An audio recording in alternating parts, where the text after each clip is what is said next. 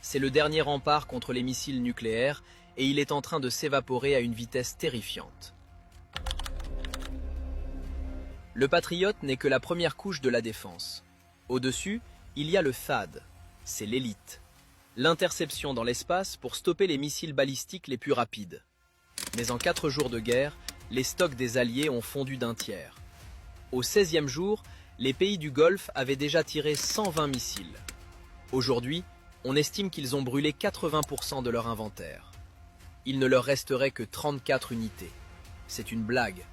Un seul barrage massif de l'Iran et la défense est vaporisée. Donc, Téhéran rigole. Israël n'est pas mieux loti. Leurs batteries THAAD ont tiré 22 missiles en 2 semaines. C'est la moitié de leur stock qui s'est évaporé. Le plus inquiétant, c'est l'armée américaine elle-même. Avant l'opération Epic Fury, les USA avaient environ 534 missiles THAAD en réserve. Mais ils en ont déjà utilisé près de 200. Le taux d'épuisement frôle les 70%. Il ne resterait que 114 missiles dans le pire des scénarios. Pour recharger une seule batterie, il en faut 48. Faites le calcul. Le désastre est total.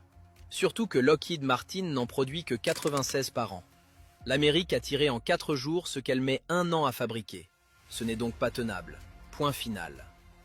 Les munitions ne sont pas le seul problème. Les Iraniens ont été brillants. Ils ont réussi à détruire un radar géant AN/TPY-2 en Jordanie.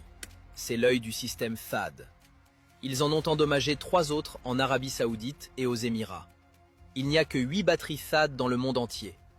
En perdre la moitié, c'est perdre la vue sur toute la région. Ces radars ne se réparent pas en une nuit. Il faut des années pour en construire de nouveaux. Donc, Washington a dû agir dans l'urgence. Ils ont retiré 6 lanceurs THAAD de Corée du Sud pour les envoyer au Moyen-Orient.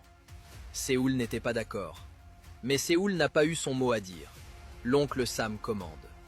Pendant ce temps, les navires de guerre sont aussi en détresse. Le système Aegis utilise 3 types de missiles. Le SM-2 pour les avions, le SM-3 pour l'espace et le SM-6 pour tout le reste. Nos marins américains adorent la gâchette, mais cette passion coûte cher.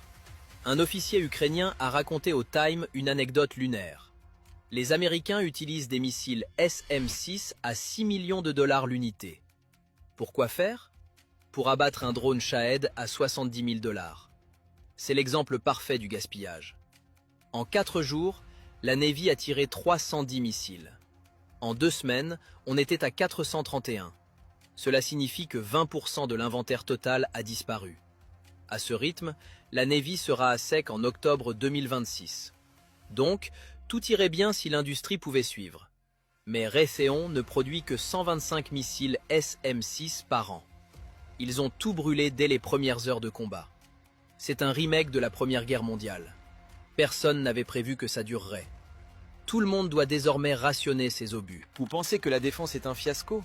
Attendez de voir l'offensive. Car même pour attaquer, l'Amérique est en train de réaliser qu'elle n'a plus les moyens de ses ambitions. Le glaive de Washington est émoussé. Regardez l'état de l'offensive. Le porte-avions Gerald R. Ford, plomberie en panne, incendie interne. Il est actuellement en Croatie pour des réparations qui vont durer des mois. Mais le vrai problème, ce sont les missiles Tomahawk. Avant la guerre, on en comptait 3200. En un mois, la Navy en a tiré 850. C'est 25% du stock national qui s'est envolé. Le Financial Times est inquiet. La Navy va ressentir ce vide pendant des années. Donc, comparons avec la production. Ces 4 dernières années, le Pentagone a acheté 181 nouveaux Tomahawk. Mais en seulement 4 jours de guerre, ils en ont tiré 375. C'est de la folie pure. On tire 2 fois plus de missiles en 96 heures qu'on en achète en 4 ans.